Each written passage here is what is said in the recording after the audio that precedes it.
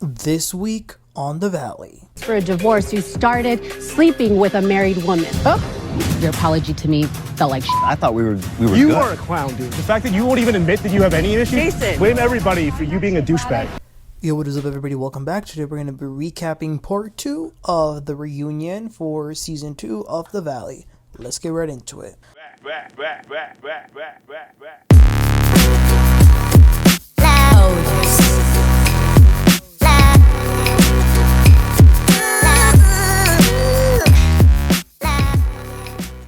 Alright, so unfortunately we pick back up with this conversation between Jax and Britney. I say unfortunately because I'm so over it. I'm over Jax, and frankly, I'm over Britney. They are way too old to be acting like this. It's about time that they grow the hell up. But anywho, let's just talk about it. So, Jax is talking about his sobriety. He cries. He says he has a sobriety coach and says that all that matters is his son and he'll always be there for Britney. He even says to her, if you ever need me for anything, like reach out to me, I'll be there. Britney says, but I don't trust you because in a given day, you could just start a fight with me and then blame it on me. He says he gets confused. Sometimes he wants to be with her again and trying to work things out. Sometimes he thinks they should divorce because it's very toxic. And Britney says, yeah. And do you know how much that hurts me when you do that? She also brings up some of the things that women that he hooks up with said her. Like things that he says to them or messages he sends to them. And Britney says it is disgusting. Then all of a sudden, Jason jumps in to defend Jax, making excuses for him, saying, oh, well, you know, maybe Jax has a lot of anxiety because he stopped taking coke. Ugh, he's so annoying. And he's such an enabler. Are you really defending him, saying, oh, you gotta... Are you really saying to Britney, don't be so tough on him because he might have stress and anxiety because he's not doing drugs? What type of BS is that? Britney says, no, like it's his personality. The therapist said to us, we can treat depression, we can treat bipolar, but we cannot treat narcissism. That's very true. Jax then says he doesn't think that he was ever Britney's type.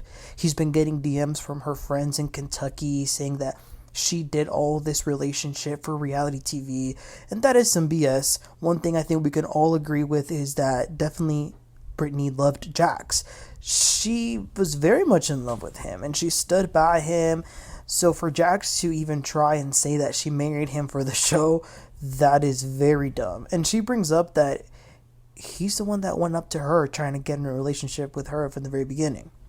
Andy then asks Jax about his substance use. Jax says that he did cope. Well, they filmed Vanderpump Rules. He would do it a lot, even though he said he was good at hiding it, but the behavior, the sweating, the physical appearance, obviously that gave it away. Jax says that his bipolar medication is working a lot, but Britney says that the issue is that when he flips out on her and attacks her, he says, oh, I haven't taken my medication. He says that's just how he is. He's got a problem with feeling controlled. I mean, this guy had an explanation, background, excuse for every single thing. And that's why he says he was stalking her through the cameras. So Kristen implores him to get help. And if she says, if you need to reach out to us, you can. Call me and Luke if you need to. And Jax says, no, I can't. You guys hate me. You won't include me in anything. I want to be part of the things you guys do as well. Kristen's like, well, if you want to be included, then you got to start doing the work for yourself. Britney says, you've said to me before that I've ruined your life. And then he's like, yeah, you know, I've needed somebody to blame. And Britney says, well, I hope that you see that all I've wanted has been the best for you. He says, of course, I needed help. I need help still. If I hadn't gone to rehab, I probably wouldn't be here. Andy then says to Britney, I think this is the most accountability he's ever taken, Britney. And I was thinking, is Andy really falling for this? Because Britney's like, yeah, but I think it's all performative, to be honest. I'm worried that in the next 2 days, he's going to be rage texting me again. Andy and Kristen then tell Jax to apologize to Britney. Look her in the eye, apologize to her, but he's still playing the victim. He's like, do you know how I feel sitting in my apartment by myself? Britney's like, you're not alone. You've got girls in there all the time. I can't. Andy then asks Jax, are you still in love with Britney? And he says, that's a tough one to answer. Let's not talk about that right now. He then asks Brittany if she's in love with him, and she says, like, yeah, that's why I've always said that it's harder to leave someone that you actually love and care for. Andy then switches the topic to talk about Cruz. So Cruz, Jax and Britney are talking about how he was doing very well. He was beginning to talk a few words, but then all of a sudden when he turned 2, he sort of regressed and like didn't talk at all. And he started doing some things like when he would feel some type of way. So that's why Brittany reached out and, ultimately got the diagnosis that he has autism. And by the way, she does say that a lot of these like doctor checks and things like that she did by herself, because a lot of this was during the time he was in rehab. But Cruz is doing his therapy, he's doing all these things like that, so that's good. So then it's time to move on. We touch on Jesse and Michelle again. Jesse had accused Michelle of cheating, so the question is, does he have any proof? So Jesse says that yes, he and Michelle both sat down with a friend of theirs, and the friend asked Michelle, did you cheat on Jesse? And Michelle admitted to kissing a guy. Michelle says that's not how the conversation went. Jesse says, but you cheated. Michelle says yes. So Jesse says, finally you admit it. Jesse says that he's never cheated. Also, it was kind of funny because Kristen had gone up to use the restroom, and she literally came back at the perfect time for Andy to say, well, Kristen, you said Michelle had a boyfriend last year. She's like, dang, can I sit down at least? Kristen says that Michelle was seeing someone at the time, but it wasn't Aaron, it was some other guy. And Michelle says, yeah, she was seeing another guy that was giving her attention, finally, that she wasn't getting in her marriage. Jesse says, Michelle knows that my biggest pet peeve, like the biggest thing that I'm against, is cheating and cheaters. Michelle says, really? So why is it that when I asked you for a divorce, you went to sleep with a married woman? He says, and who was the married woman? She says, a woman whose name starts with the letter A. He says, are you talking about my ex-girlfriend who hasn't been married for a long time? It was weird. That was a weird exchange, but that was pretty much it on that. Andy then asks Luke, because Luke had said during the season that he had told Jesse that Michelle had caught Aaron with another girl. Luke says he's sorry to have even said anything. He shouldn't have even been a part of it. He's really sorry. Jasmine then asks Michelle, do you think you emotionally cheated on Jesse? Jesse says 100%. Because Aaron admitted to me in Hawaii that you would meet with him at the park and y'all would talk about relationships. You would give him advice, and you also brought up our relationship one time. Michelle says that's not an emotional relationship though. We were talking about relationships, but that wasn't an emotional relationship. Jesse says, regardless, talking about our relationship is wildly inappropriate. Michelle then says, wildly inappropriate? You told our client that you would eat her out. Okay. Listen, it really is beating a dead horse when it comes to these two. They're never getting back together, so let's move on. Why even talk about it? I want to know why Michelle and Aaron broke up. Now, that's what I want to know. That's the tea I'm trying I want y'all to spill. We finally move on from these two toxic relationships. We now discuss the Janet, Kristen, and Zach drama. At the beginning of the season, Janet did apologize to Kristen, but Kristen was reluctant to accept the apology. Kristen now says that Janet on the Valley is not the Janet she was friends with. Not at all. She says she doesn't recognize Janet when she's on the show. Jason then says, what are the examples? What are you talking about? Jesse says, well, I can say when I watch the show, and I have a friendship with Janet, but like when I watch the show, I do see how Janet will bring things up that don't need to be brought back, or get involved in conversations and basically instigate situations. And he's right. Jesse's 100% right. Andy then asks Zach, what did you say in the season finale that was so horrible? Zach says that he was blacked out, but what he's heard that he said was that he wanted her to miscarry her baby because she was pregnant at the time. Oof, listen, I don't like Janet. I don't care who it is. It could be my worst enemy, someone who is the most evil, cold-hearted person. It's never okay to wish harm on someone or their unborn child or their child. Like, that's not okay. That is, now we understand why she said at the beginning of the season that Zach was demonic. I think that is fair to say. I get it. That is horrible. That's not okay to say. Janet says that she wants to move on from this, but she needs to see change in Zach, and she wants him to stop trashing her 24/7. I think that's fair. Andy says, well, you guys did make up in Santa Barbara. What happened in the finale? But that really was more of an issue between Zach and Brittany, because he felt like Brittany was very, very, very good friends with Janet, but not so much with him, not equal. Michelle then says, I think it's jealousy. Michelle, please simmer down. Kristen says, listen, here's the thing. Brittany is a great friend to both of them, but she is definitely much more quick to call out Zach, whereas she really isn't willing to call out Janet with the things she does. Janet says, well, you're the one who talked about me. Kristen says, no, I don't. Zach and Kristen then say that Janet is the one who questions Brittany as to why she's friends with them. Then they talk a little bit more about this Santa Barbara trip. Like I said last week, one thing I hated about this reunion was it had no structure. They were jumping from topic to topic like a hot potato, because why are we back to talking about Michelle and Jesse again? I get it, you're talking about them in the context of the Santa Barbara trip, but still. So now they're going back and forth about how they acted on the trip, how he called her a whore or whatever he said. Jesse does clear up that the gay guy that she said was sending him money is actually a friend of theirs that was at their wedding, which I did think it was kind of nasty for Michelle to bring it up the way she did, because she knew what she was doing, but it's the way she worded that. Okay, so then we finally get to the part that I want to talk about, Danny and Nia. Danny says that coming into the season, Jax Taylor literally said, I'm coming for Danny and I'm going to take him down.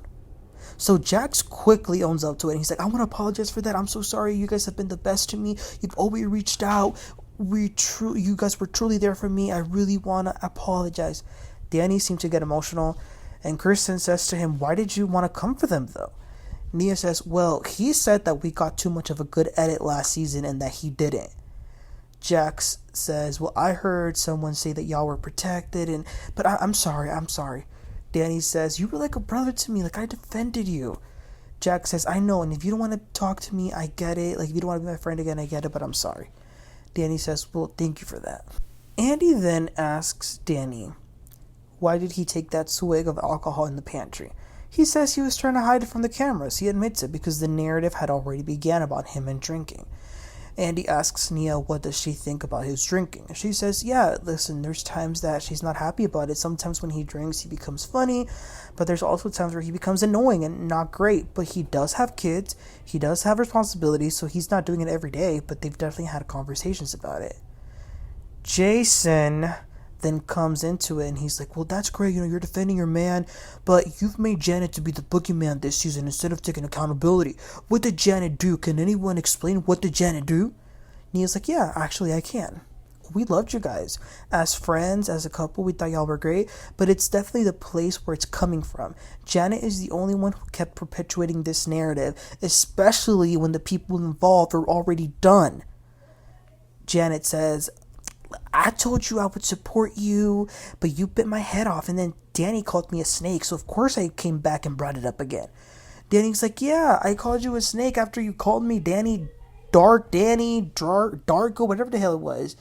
Andy then brings up the incident where Danny got wasted and he was inappropriate with Jasmine and Melissa. Nia says that when that happened, because you're going to remember, Nia wasn't there. She was informed of this by Brittany, and when she heard about what happened, they took it head on.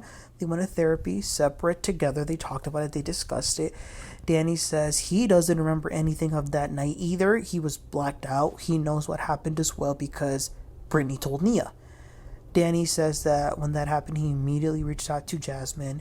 Jasmine then says, no, Nia reached out to me first. Nia's like, no, I reached out to you, but he reached out to you that same day as well. Jasmine says that she had a problem with Danny's apology at the white party. The white party was the very first episode. According to Jasmine, when she brought it up, Danny had said, are we doing this right now? Now, they did show some footage, and the way he said it doesn't sound anything like what Jasmine says. In the footage that they showed, Danny does say, oh, I didn't know this was coming up tonight. It doesn't show him saying, why are we bringing this back up? I mean, unless they didn't show it or something else, but that's not what that sounded like, Jasmine. But anywho, she says that Melissa didn't get the apology that she deserved, and she felt like the apology was half-assed. And then so Danny's like, oh, like I thought we were good. And she's like, yes, but at the white party your apology felt like ish. Oh my gosh.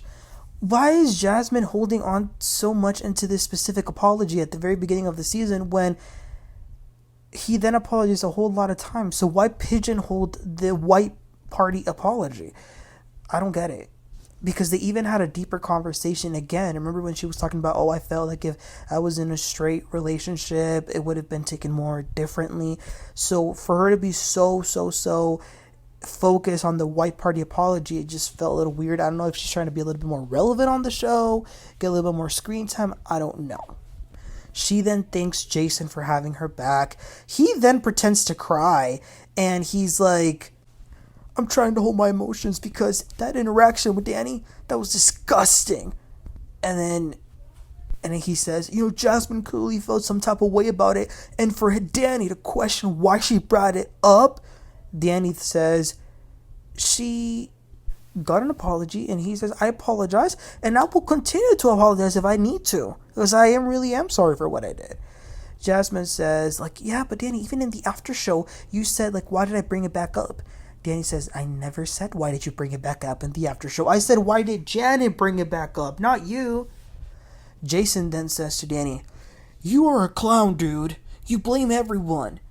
Janet says, I'm actually very glad I brought it up a lot of times this season, because it's happened a lot more times that he's done this. So Nia says, okay, no, you're making it out to be like he drinks every single day and just grabs all the women that are in the room. That is not true. That characterization is wrong. Janet says, no, he has been inappropriate and made a lot of women uncomfortable. Nia says, that's a lie, and I know you're really good at lying. And that was the end of the episode. Listen, I was waiting for either Danny or Nia to have to say to Jason, drunk? You said I was drunk? You're a little bitch, dude. A little twerp, a little pussy. Because you've got so much passion and so much, feeling and emotion over what Danny did to Jasmine, but you're still sitting over here defending your boy Jax, who we heard last reunion pretty much admit that he physically put his hands on Brittany and shoved her into a bush and also flipped the table and hit her ankle. But you want to have this double standard? No. And this is exactly what Jesse was talking about.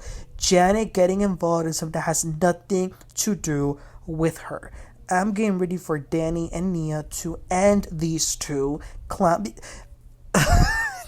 For Jason to call anybody a clown when he is who he is and he's married to his wife, who she is, that is hilarious. You two are the clowns of the season, and guess what? The vast majority of the fans agree with what I just said.